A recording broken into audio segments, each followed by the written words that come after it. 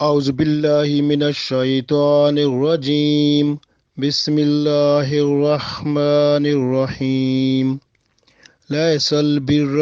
ان تولوا وجوہکم قبل المشرق والمغرب ولکن البر من آمن باللہ والیوم الآخر والملائکۃ والکتاب والنبیین وآتى المال على حبه ذوي القربى واليتامى والمساكين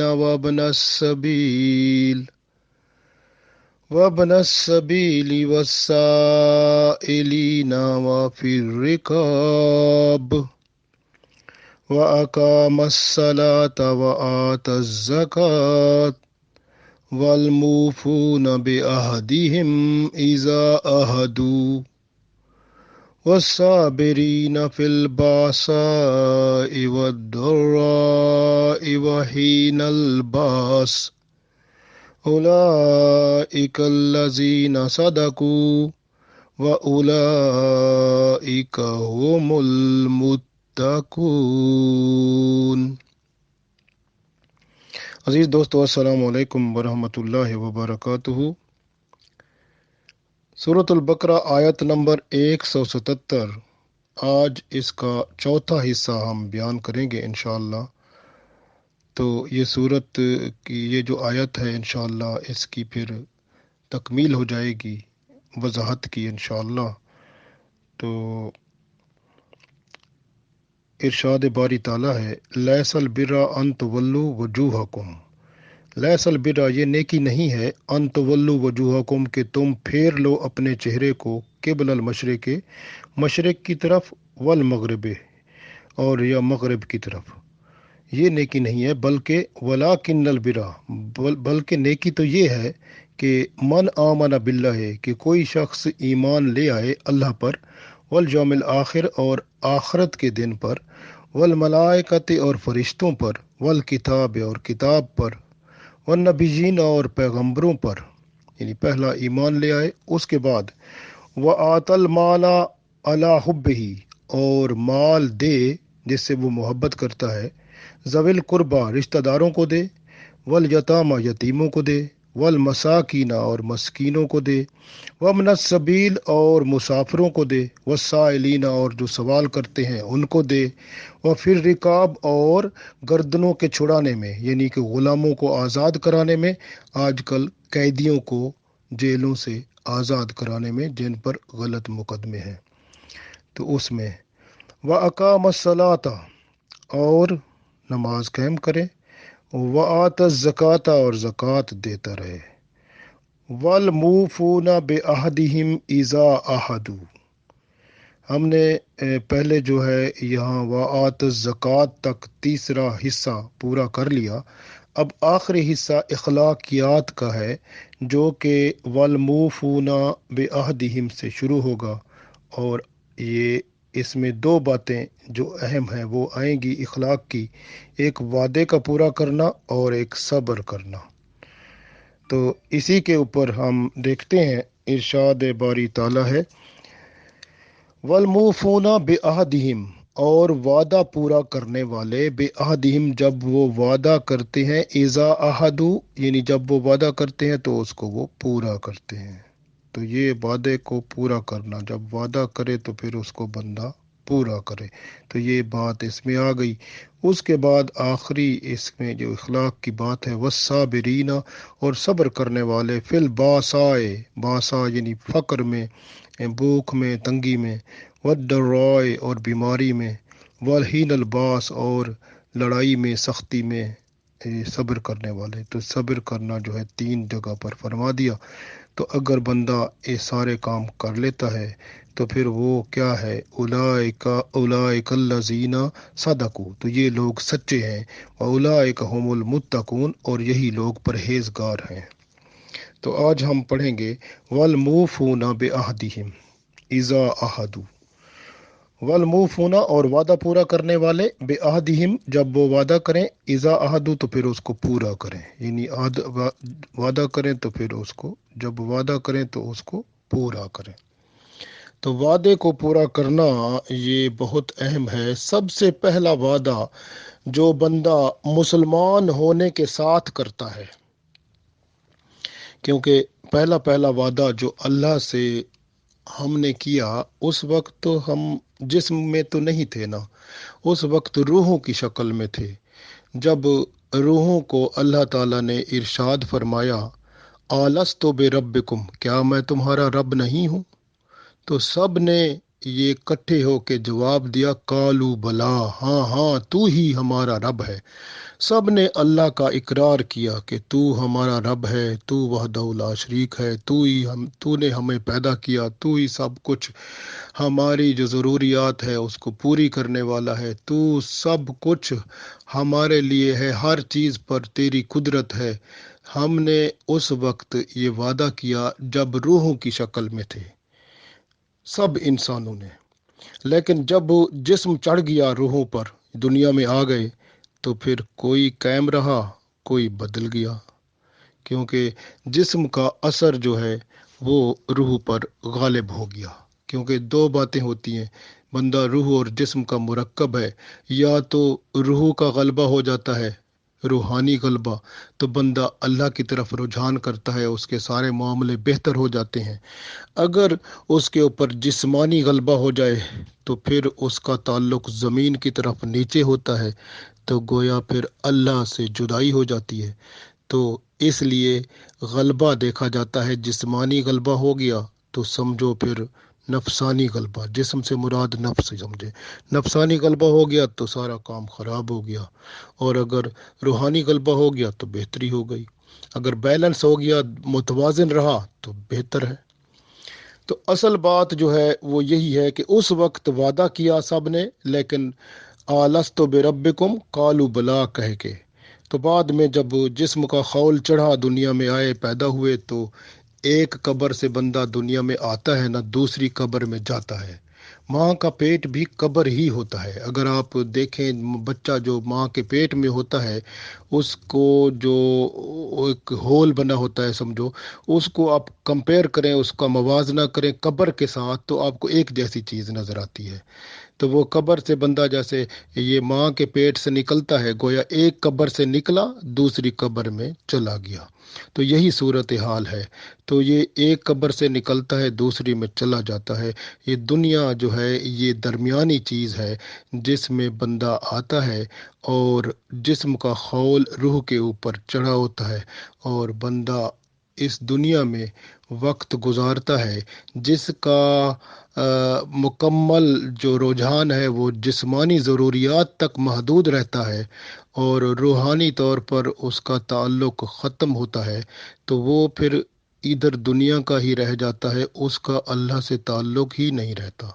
اور جو بیلنس رکھتا ہے، یعنی توازن رکھتا ہے، وہ کامیاب ہو جاتا ہے، اور جو روحانی غلبہ جس پر ہو جاتا ہے تو وہ اللہ والا نیک بن جاتا ہے، پرہیزگار متقی ہو جاتا ہے۔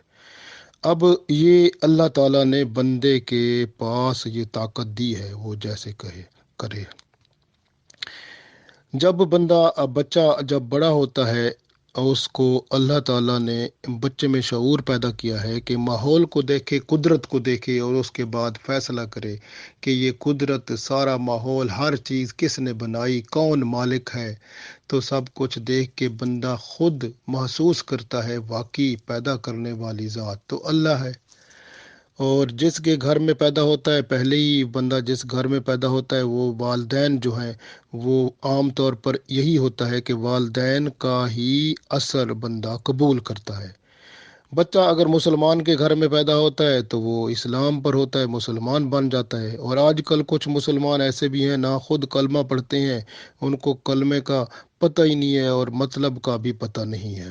اور ایسے بھی ہیں۔ تو ایسے گھر میں اگر بچہ پیدا ہوتا ہے تو وہ مسلمان تو کہلاتا ہے، لیکن اس کو بھی چاہیے کہ وہ جب ہوش میں آئے، یعنی کہ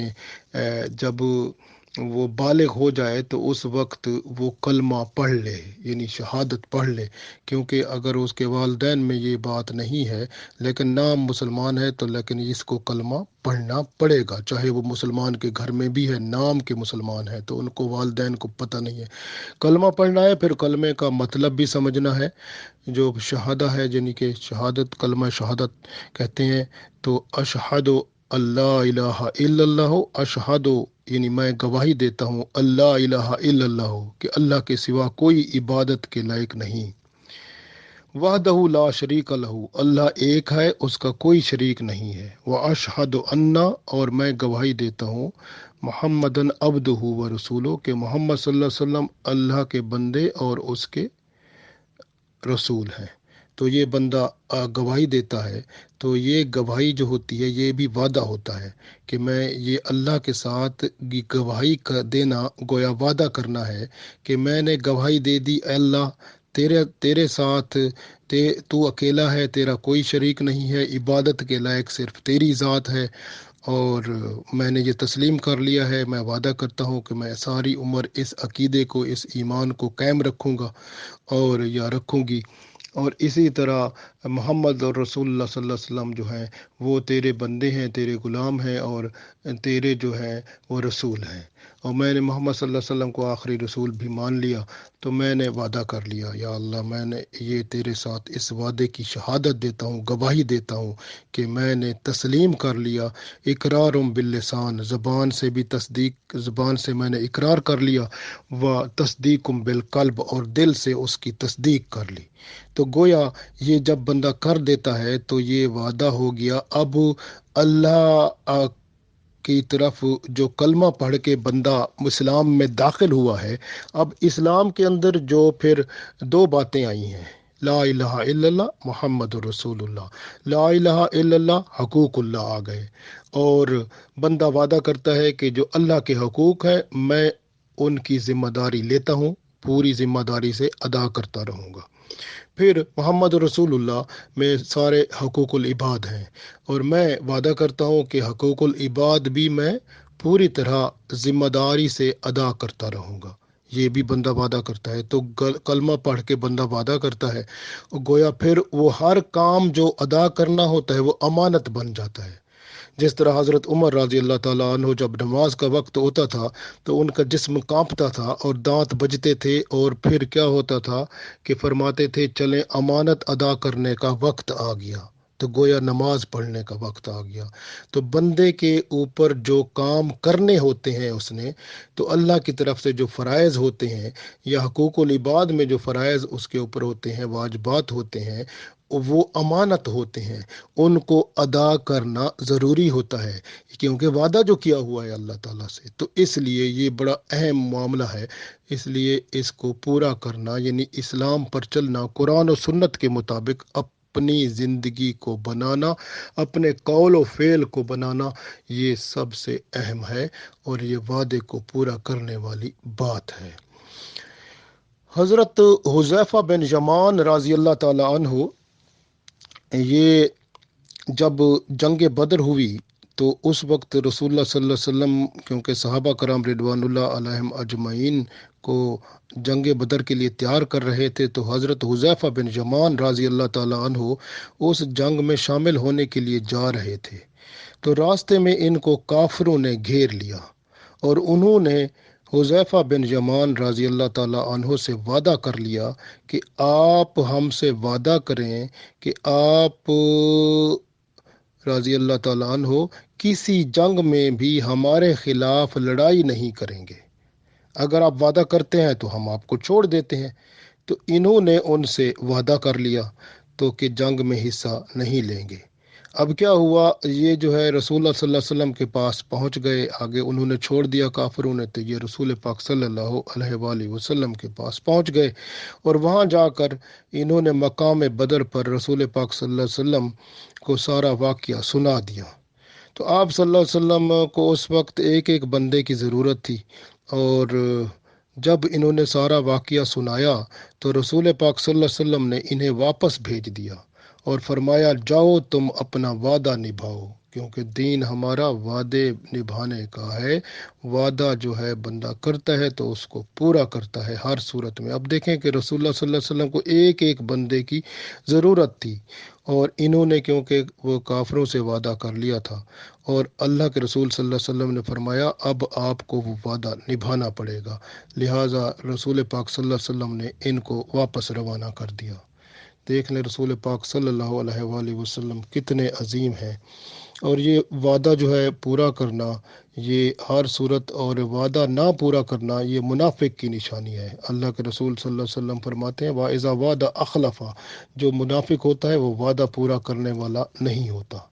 تو اس لیے وعدے کو پورا کرنا بہت ضروری ہے۔ حضرت عبداللہ بن ابی حمزہ رضی اللہ تعالیٰ عنہ کہتے ہیں میں نے رسول پاک صلی اللہ علیہ وآلہ وسلم سے ایک تجارتی معاملے پر، یعنی بعثت سے پہلے، جب آپ صلی اللہ علیہ وسلم پر نبوت سے پہلے، یعنی وہ کہتے ہیں میں نے ایک تجارتی معاملہ جو ہے اس معاملے میں کچھ رقم جو میرے ذمے رہ گئی تھی، میں نے رسول اللہ صلی اللہ علیہ وسلم سے وعدہ کر لیا کہ میں اس رقم کو لے کر آتا ہوں، تو آپ صلی اللہ علیہ وسلم کو بتایا کہ اس جگہ ٹھہریں تو میں آتا ہوں، لیکن وہ کہتے ہیں میں پھر وہ بھول گیا، مجھے 3 دن بعد خیال آیا، وہ میں نے تو رسول پاک صلی اللہ علیہ وسلم کو کہا تھا کہ وہ میں تو یہ آپ کو وہ جو رقم باقی رہ گئی تھی وہ واپس دینے کے لیے آتا ہوں، لیکن وہ پھر یاد آیا ان کو، تو فوراً وہ جو ہے وہ رقم لے کر اس جگہ پر آئے جہاں رسول پاک صلی اللہ علیہ وسلم کو انہوں نے عرض کیا تھا کہ یہاں ٹھہریں تو میں واپس رقم لے کر آتا ہوں۔ جب وہ آئے تو رسول پاک صلی اللہ علیہ وسلم کو اس جگہ پر موجود پایا، تو آپ صلی اللہ علیہ وسلم نے فرمایا اے جوان، تو نے مجھے تکلیف دی کہ میں 3 دن سے اس راہ پر تیری انتظار میں ہوں۔ تو یہ دیکھیں وعدہ کو پورا کرنے کے لیے رسول پاک صلی اللہ علیہ وآلہ وسلم کتنا خیال کرتے تھے۔ یہ حدیث ابو داؤد میں موجود ہے۔ تو اب آپ خود سوچیں کہ وعدے کو پورا کرنا کتنا اہم ہے۔ رسول پاک صلی اللہ علیہ وسلم کی ایک حدیث حضرت زید بن ارقم رضی اللہ تعالیٰ عنہ روایت کرتے ہیں کہ آپ صلی اللہ علیہ وسلم نے فرمایا کہ اگر کوئی مسلمان اپنے مسلمان بھائی سے وعدہ کرے، آپ صلی اللہ علیہ وسلم نے یہ فرمایا کہ اگر کوئی مسلمان کسی مسلمان بھائی سے وعدہ کرے اور اس کی نیت وعدہ پورا کرنے کی ہو، اور پھر کسی وجہ سے وعدہ پورا نہ ہو سکے، تو مقررہ وقت جب آ جائے اور وعدہ پورا نہ ہو سکے تو اس بندے پر پھر گناہ نہیں ہوتا، کیونکہ اس نے وعدہ جو کیا تھا اس میں اس کی نیت تھی کہ وہ کام پورا وہ کر دے گا، جو جس کے لیے وعدہ کیا اس کی نیت تھی کہ میں ہر صورت وہ اس کو پورا کروں گا۔ لیکن اگر وہ کوئی ماحول ایسا ہو جائے یا اس طرح صورتحال ہو گئی اور وہ پورا نہیں کر سکا تو اس بندے پر گناہ نہیں، پھر وہ وعدے کو آگے بڑھا لے گا۔ تو اس وجہ سے آپ صلی اللہ علیہ وسلم نے فرمایا پھر بندے پر گناہ نہیں رہتا اگر وہ نیت میں بھی وہی رکھتا ہے۔ تو اگر وہ دیکھیں نا عام طور پر اگر نیت میں بندہ ایسا نہ رکھے اور وعدہ کر لے، تو پھر نیت میں یہ ہو کہ میں اس کو یہ چیز نہیں دوں گا، اور وعدہ کر لے کہ میں دوں گا لیکن اندر جو ہے کھوٹ ہے، تو یہ منافقت ہے۔ دوسری بات ہے کہ امانت میں خیانت والی بات آ جاتی ہے۔ یہ حدیث جو ہے یہ ترمذی شریف میں بھی موجود ہے اور ابو داؤد میں بھی موجود ہے۔ تو آپ دیکھیں کہ رسول پاک صلی اللہ علیہ وآلہ وسلم جو ہے وعدہ پورا کرنے کے لیے کتنی آپ صلی اللہ علیہ وسلم تلقین فرمایا کرتے تھے۔ حضرت عبداللہ بن عباس رضی اللہ تعالیٰ عنہ کہتے ہیں کہ نبی پاک صلی اللہ علیہ وسلم نے فرمایا اپنے بھائی سے جھگڑا نہ کرو، نہ اس سے مذاق کرو، کیونکہ اکثر لوگ ہوتے ہیں نا مذاق کرتے ہیں، دوسروں کو خراب کرتے ہیں مذاق میں۔ تو آپ صلی اللہ علیہ وسلم نے فرمایا اپنے بھائی سے جھگڑا نہ کرو، نہ اس سے مذاق کرو، اور نہ اس سے ایسا وعدہ کرو جو پورا نہ کر سکو، یعنی اس سے ایسا وعدہ کرو ہی نہ جو پورا نہیں کر سکتے۔ یہ حدیث بھی ترمذی شریف میں موجود ہے۔ تو گویا وعدہ جو ہے بہت اہم ہے، اس کو پورا کرنا اس سے بھی زیادہ اہم ہے۔ تو یہ بہت اہم بات ہے، اور یاد رکھنا ہے کہ وعدہ جو ہے پورا نہ کرنے والا قیامت کے دن اللہ کے حضور اس کو جواب دینا ہوگا۔ تو یہ بہت اہم بات ہے۔ اسی لیے آپ دیکھیں کہ ایک حدیث میں حضرت عبداللہ بن عمر رضی اللہ تعالیٰ عنہ فرماتے ہیں کہ رسول پاک صلی اللہ علیہ وآلہ وسلم نے فرمایا قیامت کے دن جو وعدہ توڑنے والے ہیں تو ان سے پوچھ گچھ ضرور ہوگی۔ تو یہ ترمذی شریف میں حدیث موجود ہے۔ گویا وعدہ اتنا اہم ہے کہ وعدہ بندہ کرے تو اس کو پورا کرے، اگر وعدہ پورا نہیں کرنا تو کرے ہی نہ۔ اور دوسری بات ہے، وعدہ اگر کرتا ہے تو اس کی نیت پورا کرنے کی ہو تو پھر اللہ تعالیٰ کی رحمت بھی ہوتی ہے اور وہ بندے کے اسباب بن جاتے ہیں، وعدہ پورا ہو جاتا ہے۔ اگر نیت میں کھوٹ ہو تو پھر منافقت ہے، اور کیونکہ وہ پھر اللہ کی ناراضگی کا باعث ہوگا، اور قیامت کے دن پھر اس کا حساب کتاب ہوگا، نہ اس وعدے کے بارے میں پوچھا جائے گا۔ اور سب سے بڑی بات یہ ہے کہ ہم نے اللہ سے جو وعدہ کیا ہے تو اس کے مطابق بھی ہمیں چلنا ہے، کہ ہم نے اپنی زندگی کو اللہ اور اس کے رسول صلی اللہ علیہ وسلم کی فرما برداری میں ہی گزارنا ہے، یعنی قرآن و سنت میں زندگی کو گزار کر اللہ اور اس کے رسول صلی اللہ علیہ وسلم کی خوشنودی کو پانا ہے۔ اللہ تعالی ہمیں اس کی توفیق دے۔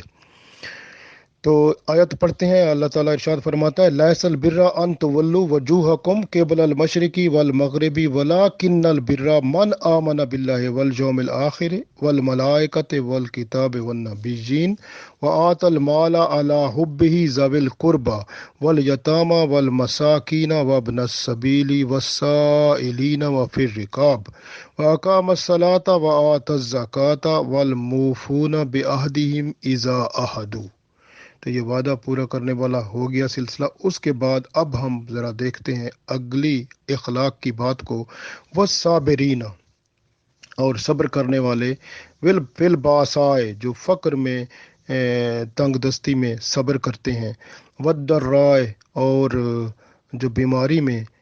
تکلیف میں صبر کرتے ہیں، وحین الباس، اور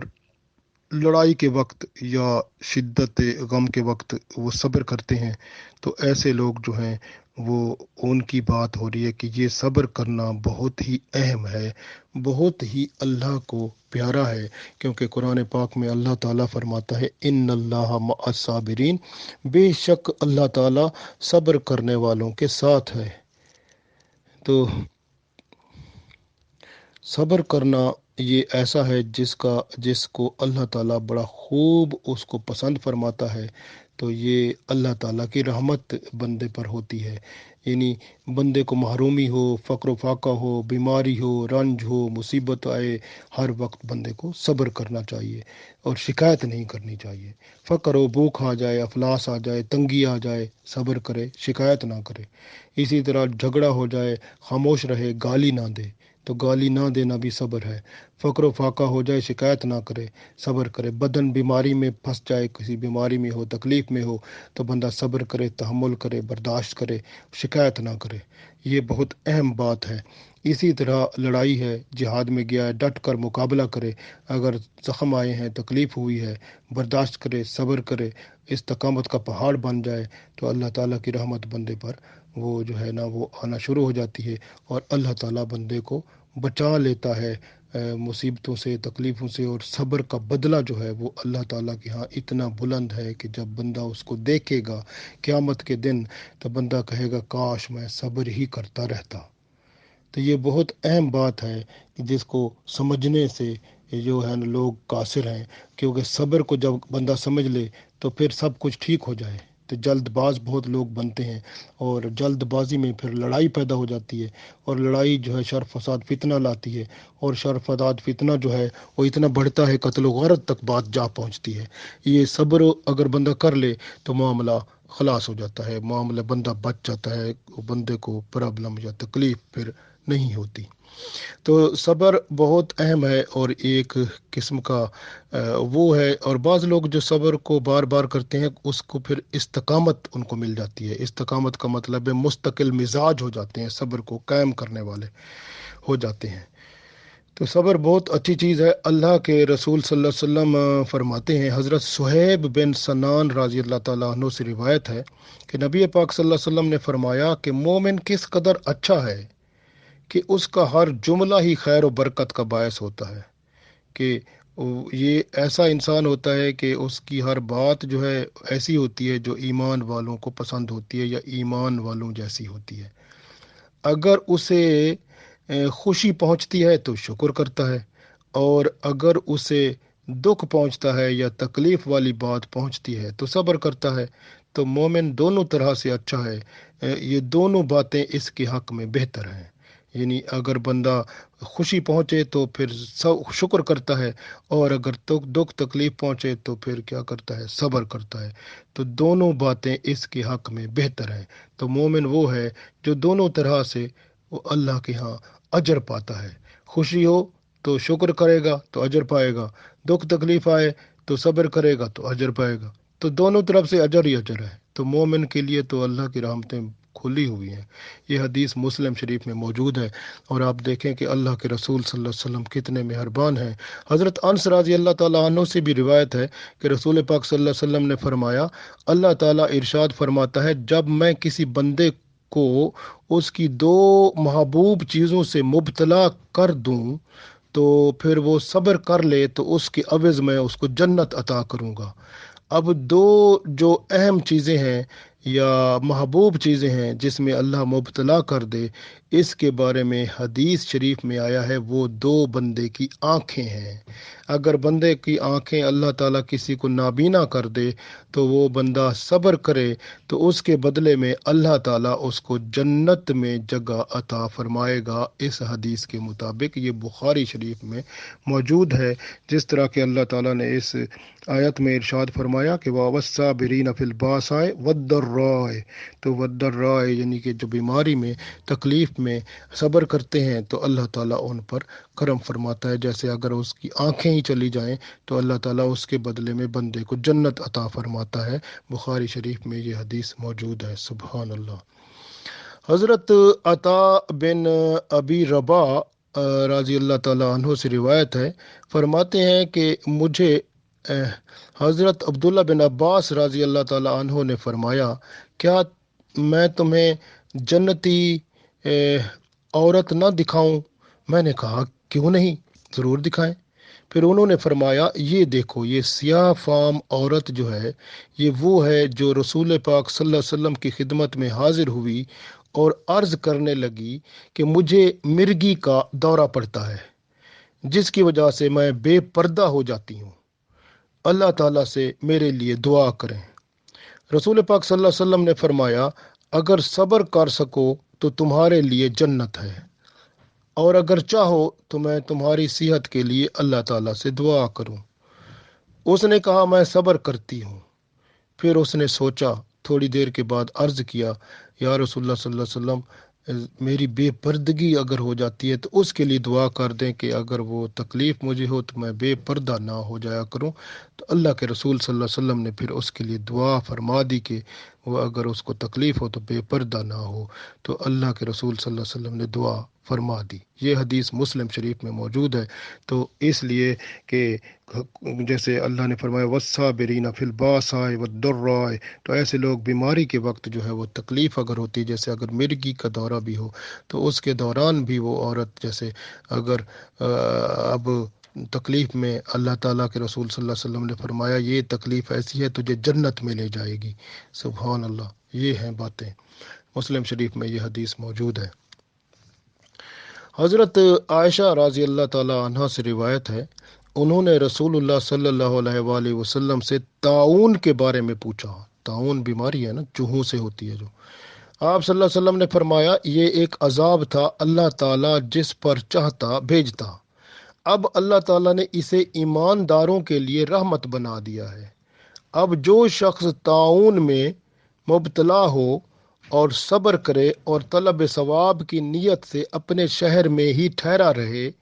اور یقین رکھتا ہو کہ اسے وہی تکلیف پہنچے گی جو اللہ تعالیٰ نے اس کے لیے لکھ دی ہے، اگر وہ اس مرض میں فوت ہو جائے گا تو اللہ تعالیٰ اسے شہید کا ثواب عطا فرمائے گا۔ یہ بخاری شریف میں حدیث موجود ہے۔ تو بیماری میں صبر کی کتنی اہمیت ہے آپ دیکھیں۔ حضرت انس رضی اللہ تعالیٰ عنہ سے ایک اور روایت ہے کہ نبی پاک صلی اللہ علیہ وآلہ وسلم جب زیادہ علیل ہو گئے، کمزور ہو گئے، تو تکلیف جو تھی آپ صلی اللہ علیہ وسلم کو بہت زیادہ ہوئی، تو حضرت فاطمہ رضی اللہ تعالیٰ عنہ پکار اٹھیں، ہائے میرے ابا جی کس قدر تکلیف میں مبتلا ہیں، تو ان کی آنکھیں آنسوں میں بدل گئیں۔ تو نبی پاک صلی اللہ علیہ وسلم نے فرمایا آج کے بعد تیرے باپ کو کوئی تکلیف نہیں ہوگی۔ جب رسول پاک صلی اللہ علیہ وسلم دنیا سے تشریف لے گئے تو حضرت فاطمہ رضی اللہ تعالی عنہا نے روتے ہوئے کہا ابا جان، آپ نے اپنے رب کا بلاوا قبول فرما لیا۔ ابا جان، اللہ تعالیٰ نے آپ کو جنت الفردوس میں ٹھکانہ عطا فرما دیا۔ ابا جان، ہم جبرائیل علیہ السلام کو آپ کے وصال کی خبر دیتے ہیں۔ جب آپ صلی اللہ علیہ وسلم کو دفن کر دیا گیا تو خاتون جنت رضی اللہ تعالی عنہا فرمانے لگیں اپنے صحابہ کرام رضوان اللہ علیہم اجمعین سے کہ تم نے رسول پاک صلی اللہ علیہ وآلہ وسلم کو قبر انور میں جب مٹی ڈال لی تو مٹی ڈالنا کیسے گوارا کیا؟ تو اتنا پیار تھا۔ تو وہ دیکھیں کہ یہ اندازہ لگائیں، اور وہ رو کے عرض کر رہی تھیں۔ بخاری شریف میں یہ حدیث موجود ہے۔ تو گویا صبر تھا ان میں، جو صبر بہت بڑی چیز ہے، صبر روشنی ہے۔ حضرت حارث بن اسعم اشعری رضی اللہ تعالیٰ عنہ سے روایت ہے کہ رسول اکرم صلی اللہ علیہ وآلہ وسلم نے فرمایا کہ پاکیزگی جو ہے نصف ایمان ہے، پاکیزگی صفائی آدھا ایمان ہے۔ الحمدللہ اگر پڑھو گے تو الحمدللہ کا ثواب اتنا ہے کہ ترازو جو ہے وہ بھر دے گا اللہ تعالیٰ۔ فرمایا کہ سبحان اللہ اور الحمدللہ یہ دونوں ایسے کلمے ہیں جو زمین و آسمان کے درمیان جو جگہ ہے اس کو بھر دیتے ہیں۔ اور نماز نور ہے، صدقہ جو ہے وہ ایک دلیل ہے، اور صبر روشنی ہے۔ قرآن مجید وہ جو تیرے موافق یا مخالف حجت ہے، کیونکہ اگر بندہ قرآن سے محبت کرے گا، قرآن کے مطابق چلے گا، تو یہ اس کے موافق قیامت کے دن قرآن بھی بندے کی شفاعت کرے گا۔ اگر نہیں چلے گا تو پھر یہ مخالفت ہوگی، قرآن پاک بندے کے خلاف ہوگا، کیونکہ اس لیے اللہ کے رسول صلی اللہ علیہ وسلم نے فرمایا قرآن مجید تیرے موافق یا مخالفت حجت ہے۔ ہر انسان اس حال میں صبح کرتا ہے کہ اپنے نفس کو بیچتا ہے،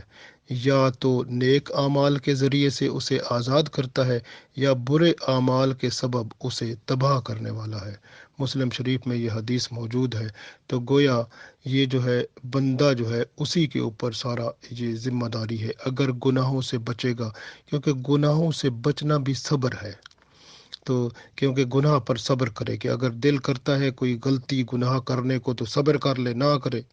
تو وہ یہ صبر کرنا جو ہے وہ اس کو اجر دے گا، گناہ سے بچ جائے گا۔ یہ اللہ تعالیٰ کی رحمت ہے، جو بندہ اگر صبر کو اپنے ساتھ اپنا ساتھی بنا لے تو پھر اللہ تعالیٰ کی رحمت بندے پر بندے کے ساتھ ہو جاتی ہے، اور بندہ جو ہے وہ اللہ کے ہاں اس کی شان بڑھ جاتی ہے۔ حضرت سعد بن مالک رضی اللہ تعالیٰ عنہ ابو سعید خدری رضی اللہ تعالیٰ عنہ سے روایت کرتے ہیں کہ انصار کے کچھ لوگوں نے رسول پاک صلی اللہ علیہ وسلم سے کچھ مانگا تو آپ صلی اللہ علیہ وسلم نے انہیں عطا فرما دیا۔ پھر وہ دوبارہ آئے، انہوں نے پھر مانگا، پھر آپ صلی اللہ علیہ وسلم نے پھر بھی ان کو عطا فرما دیا، یہاں تک کہ وہ آتے رہے اور آپ صلی اللہ علیہ وسلم کے پاس جو مال تھا وہ سارے کا سارا ختم ہو گیا۔ جب آپ صلی اللہ علیہ وسلم اپنے دست مبارک سے سب مال دے چکے تو ان سے فرمایا کہ میرے پاس جو مال ہوتا ہے اسے تم سے روک کر جمع نہیں کرتا۔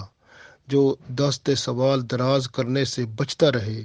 اللہ تعالیٰ اس کو بچاتا ہے، اور جو مستغنی ہوتا ہے اللہ تعالیٰ اسے غنی کر دیتا ہے، اور جو صبر کی کوشش کرتا ہے اللہ تعالیٰ اسے صبر کی توفیق عطا فرماتا ہے، اور کوئی شخص صبر سے بہتر اور وسیع تر عطیہ نہیں دیا گیا۔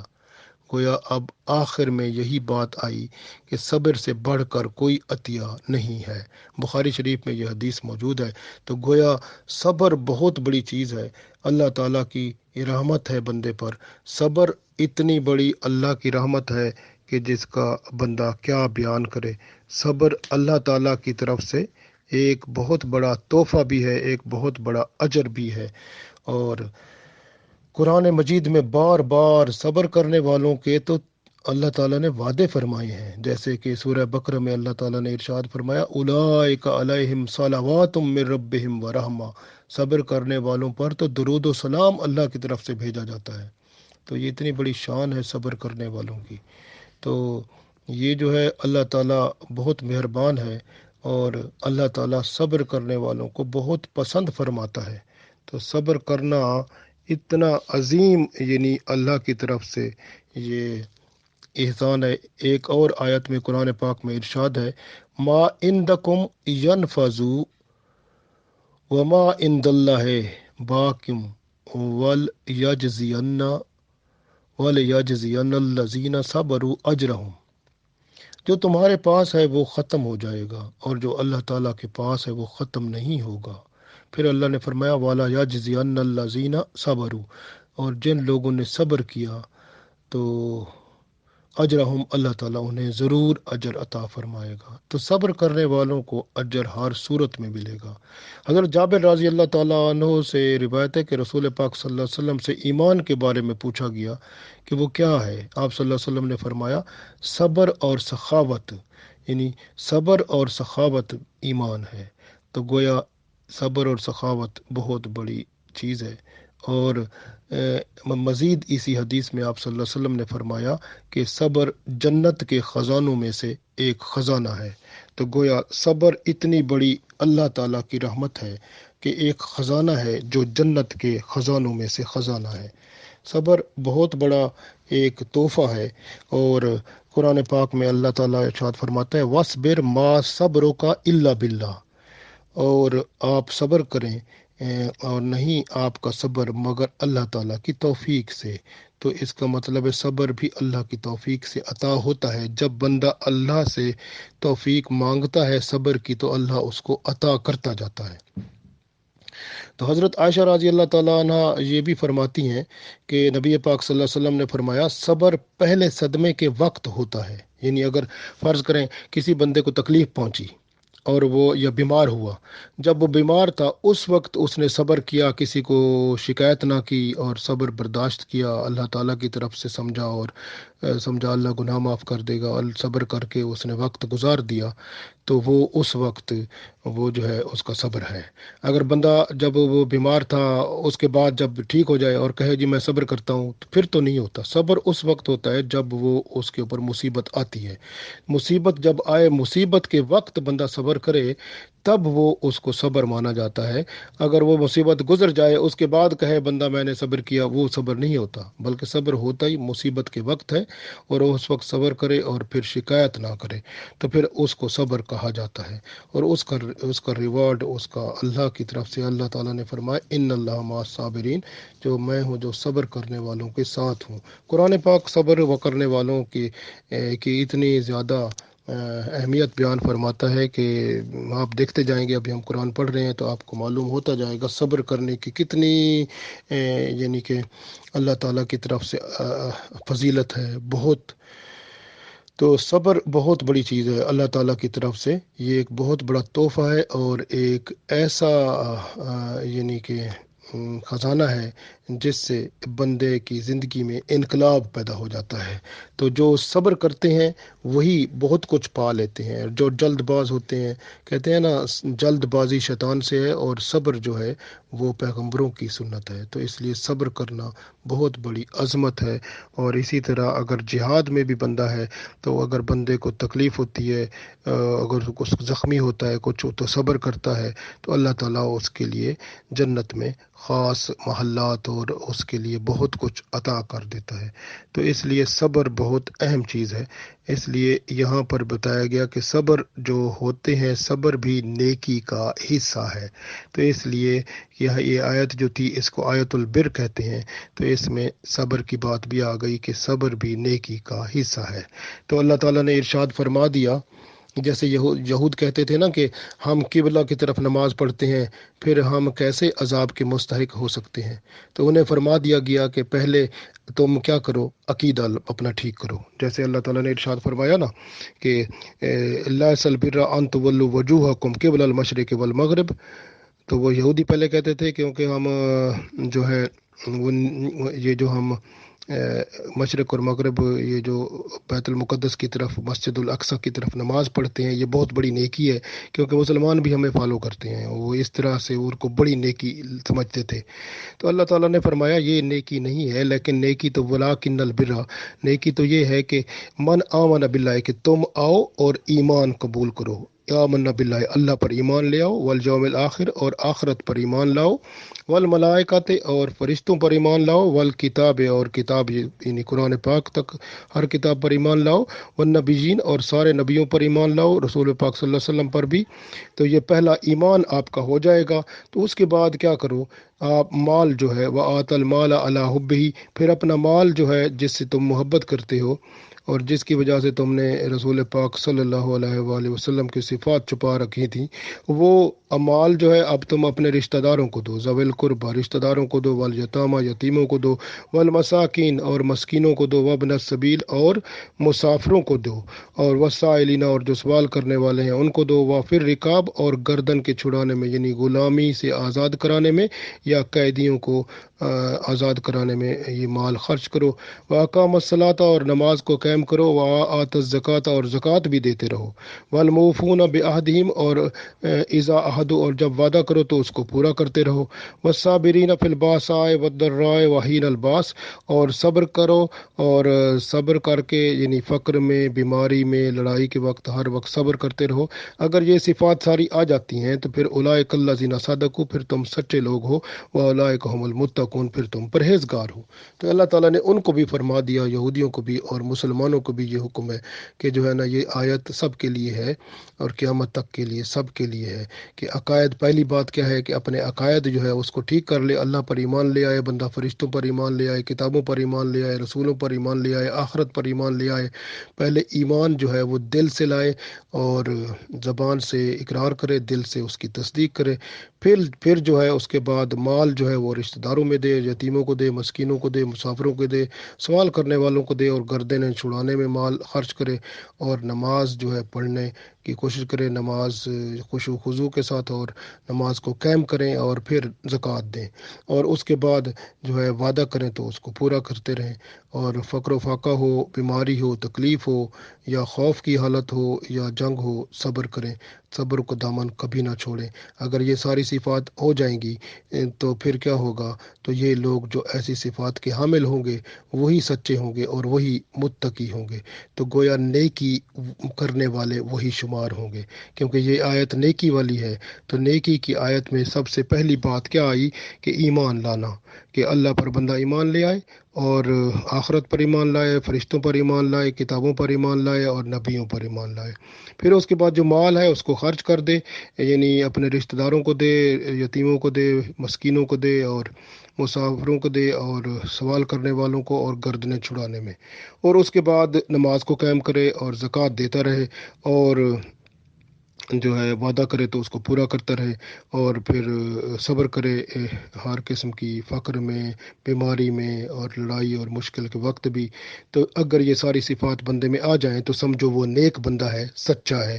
اولئک الذین صدقوا، تو یہی لوگ ہیں جو سچے ہیں، واولئک هم المتقون، اور یہی لوگ ہیں جو پرہیزگار ہیں۔ تو اللہ تعالیٰ نے بتا دیا کہ پرہیزگاری اور نیکی یہی ہے کہ اگر یہ سارے کام پورے ہو جائیں گے تو سمجھو وہ بندے جو ہیں وہ نیکی پرہیزگاری کرنے والے ہیں اور اللہ کے ہاں مقبول ہیں۔ اللہ تعالیٰ ہمیں مقبول بندوں میں شامل فرمائے۔ انشاءاللہ ہم اللہ سے دعا کرتے ہیں کہ اللہ تعالیٰ ہمیں قرآن و سنت کے مطابق اور ہمارا اٹھنا بیٹھنا چلنا پھرنا ہمارے عقائد اور ایمان اور اعمال کو بنائے، تاکہ ہم اس دنیا میں اور آخرت میں کامیاب ہو کر اللہ اور اس کے رسول صلی اللہ علیہ وسلم کے ہاں سرخرو ہو سکیں۔ آمین۔